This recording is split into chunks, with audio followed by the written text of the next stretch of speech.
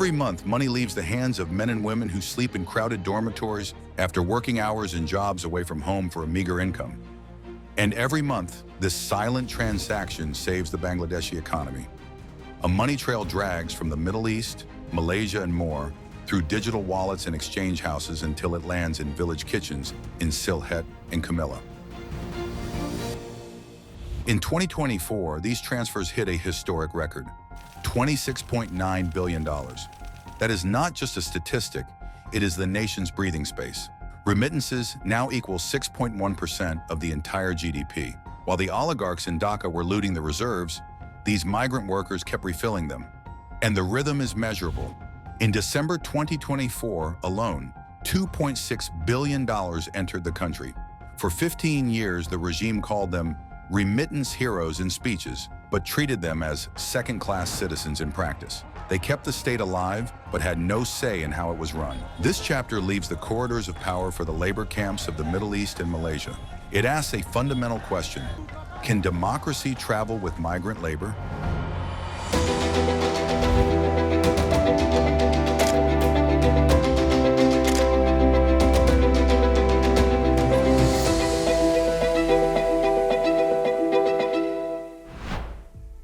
By 2024, Bangladesh had around 8.7 million citizens living abroad, about 5% of the population. It's the fourth largest exporter of migrant workers and the largest for semi-skilled labor jobs in the world. And while their remittances keep the economy back home alive, too often they arrive home in coffins.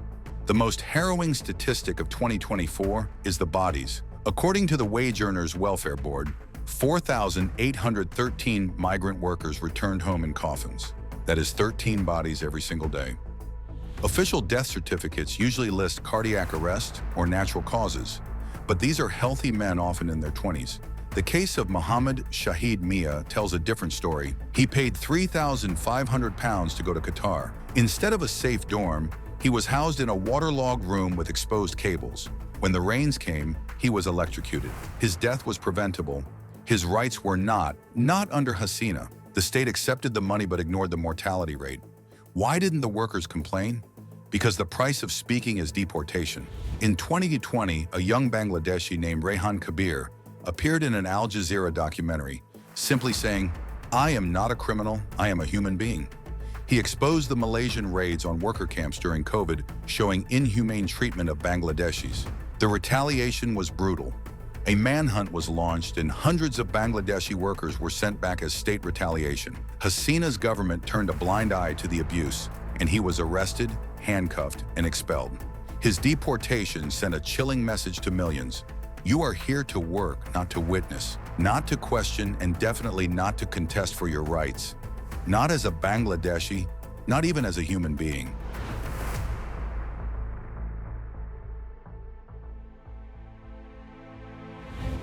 To understand why men like Rehan are silenced, you have to follow the money. It doesn't just flow into Bangladesh as remittances, it flows out as bribes. The most brutal example is the Malaysia corridor. In 2022, the labor market reopened, but it wasn't a free market. It was captured by a specific cartel known in Dhaka as the Syndicate of 101, a closed network of recruiting agencies, many linked to Awami League MPs, that monopolized the right to send workers. The cheat was mathematical. The official government-mandated cost to send a worker to Kuala Lumpur was 79,000 taka, approx $650. But investigations revealed that the syndicate charged an average of 5 lakh taka, $4,200. That gap, $3,500 per head, was the corruption premium. It vanished into the pockets of middlemen and their political patrons. For a young man from Bogra, this meant selling his father's land or taking a loan at 10% monthly interest. He paid the heavy cost to escape poverty, but arrived in Kuala Lumpur only to find himself stuck as bonded labor. By mid-2024, this had created a humanitarian catastrophe. Hundreds of Bangladeshis were found littered, out of view in the Cheras and Nilai districts. With factories and jobs scarce, many were working off the books for less than minimum wage, barely able to pay their debtors, starving in the shadow of the mighty Petronas towers. This wasn't just greed, it was geopolitics. In 2018, Sheikh Hasina reportedly told Malaysian officials she held the keys to their election win. hinting at her ability to mobilize the massive Bangladeshi workforce there. The workers weren't just labor to her, they were a political weapon to be traded for favors. The scandal grew so large that Malaysia suspended recruitment. The interim government inherited a broken system. Dr. Yunus had to negotiate directly with Malaysian Prime Minister Anwar Ibrahim to regularize 18,000 stranded workers. It was a rescue mission for a crisis created by the state itself.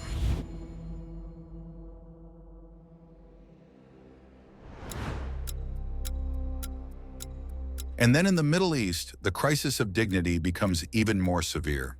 Millions of Bangladeshis live in the Gulf states without so much as basic human dignity. It's implicitly defined by the color of their skin and the passport in their pocket. The racial hierarchy is absolute. At the bottom, the South Asians, and at the bottom of those, it's the Bangladeshis. They build the malls they are often banned from entering on Fridays. They clean the airports they are only allowed to pass through once every 3 years. The violence is not abstract, it is physical. In 2019, a 25-year-old domestic worker named Sumi Akhtar posted a video from Saudi Arabia that shook the nation. Her face was swollen, her hands burned with hot oil. She wasn't just crying, she was begging for her life. Her employer didn't see a woman, he saw property. Sumi was locked up for 15 days without food. She was sexually assaulted and beaten with a stick when she couldn't understand Arabic instructions. Her story is not unique. It is the standard operating procedure in households where the maid is considered less than human, dirty, filthy, subhuman. When they die, the truth is buried. Take Nazma Begum, whose body was returned in a coffin labeled untreated illness.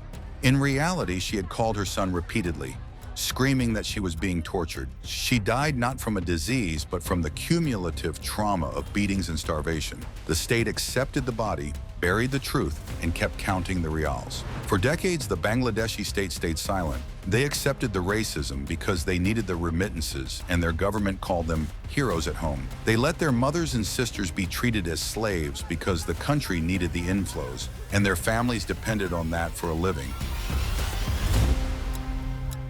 This is not just a failure of foreign policing. It is a calculated choice of domestic policy.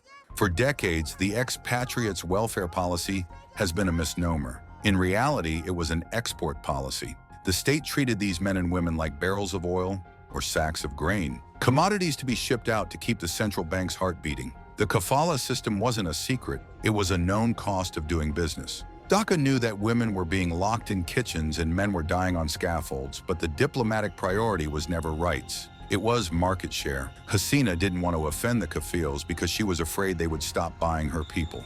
People that, for her, were the cheapest and most disposable of resources at her fiefdom's disposal. This is the ultimate oligarchic tax. The rich in Dhaka looted the banks, and the poor were sent to the desert to earn back the difference with their blood. The state accepted the blood money of remittances while outsourcing the safety of its citizens to regimes that viewed them as subhuman. The policy was simple: send them, spend their money, and pray they either never come back or arrive in a box with no stories to tell. But if they did, the price of a life was a 3 lakh taka compensation check, a final transaction for a country that sold its soul for a dollar peg. A compensation check is not a solution. The interim government quickly realized that the Syndicate and the Kafils could only treat Bangladeshis as disposable because their victims had no political leverage. They were the only stakeholders in the economy with zero power over the state. The push to change this came from the July Revolution. The students of the anti-discrimination movement carried a mandate that extended beyond the borders of Dhaka. They realized that the ultimate denigrated segment of society was the millions trapped in the Gulf and Malaysia.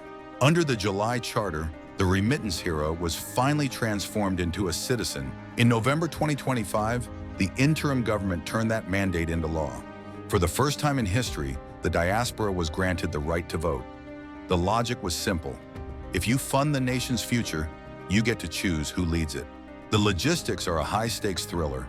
By January 2026, 1.53 million people registered for postal voting.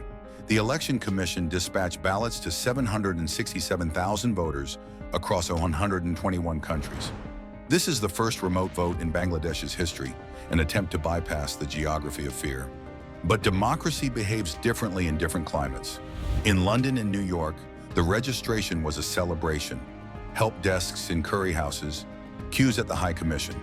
It was a festival of belonging. But in Riyadh and Doha, where the Kafala system still reigns, BAL is reportedly spreading propaganda and scaring workers against voting in the upcoming elections. Voters are scared that if they vote at all, they will get their files flagged in their host countries and send them packing back home, away from their hard-earned livelihoods. And yet, despite the rumors and the 12-hour shifts, over 700,000 workers in the Gulf completed the biometric verification. It is a silent digital rebellion. For the first time, a worker mixing cement in Riyadh or cleaning a hospital in Rome is sending more than money. He is sending a voice, he is sending his will, but rights on paper must be protected by the people who hold the microphones. As the election nears, the question turns to the storytellers. In the next chapter, between silence and complicity, we look at the media, a system shaped by 15 years of fear. Can it learn to tell the truth in time for February 12?